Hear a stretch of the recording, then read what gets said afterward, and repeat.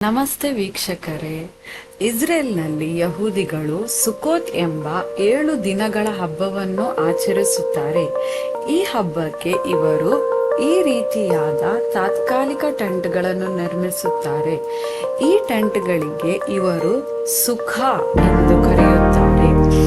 ತಮ್ಮ ಫ್ಯಾಮಿಲಿ ಜೊತೆಗೂಡಿ ಇದೇ ತಬೆರ್ನಕಲ್ನಲ್ಲಿ ಅವರು ಊಟ ಮಾಡುವುದು, ವಿಶ್ರಾಂತಿ ತೆಗೆದುಕೊಳ್ಳುವುದು ಹಾಗೂ ಇಲ್ಲೇ ಸಮಯವನ್ನು ಕಳೆಯಲು ಪ್ರಯತ್ನಿಸುತ್ತಾರೆ.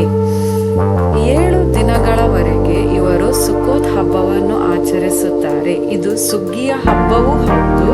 ಹಾಗೂ ತಮ್ಮ ಪೂರ್ವಜರು 40 ವರ್ಷಗಳ ಕಾಲ ಈಜಿಪ್ಟ್ನ ಗುಲಾಮಗಿರಿಯಿಂದ ಹಿಂತಿರುಗಿ ಬರುವಾಗ ಮರುಭೂಮಿ ಪ್ರದೇಶಗಳಲ್ಲಿ ಈ ರೀತಿಯಾದ ತಾತ್ಕಾಲಿಕ ಗುಡಿಸಲುಗಳನ್ನು ನಿರ್ಮಿಸಲಾಗಿತ್ತು ಎಂದು ನೆನಪಿಸಿಕೊಳ್ಳುತ್ತಾರೆ. ಈ ಹಬ್ಬಕ್ಕೆ ತಾಳೆಗರಿ ಹಾಗೂ ಎಟ್ರೋಗ್ ಎಂಬ ಲಿಂಬೆ ಜಾತಿಗೆ ಸೇರಿದ ಹಣ್ಣು ಬಹಳ ಪ್ರಾಮುಖ್ಯತೆಯನ್ನು ಹೊಂದಿದೆ. ಹಬ್ಬದ ಕೊನೆಯ ದಿನದಂದು ಸಿಮ್ಕಾತ್ ತೋರಾ ಎಂಬ ಹಬ್ಬವನ್ನು ಇವರು ಆಚರಿಸುತ್ತಾರೆ.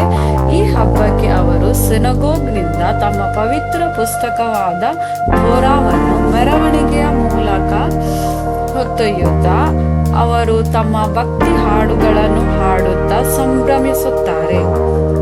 ಹಾಗೂ ಹೀಗೆ ಸುಕೋತ್ ಹಬ್ಬವು ಕೊನೆಗೊಳ್ಳುತ್ತದೆ.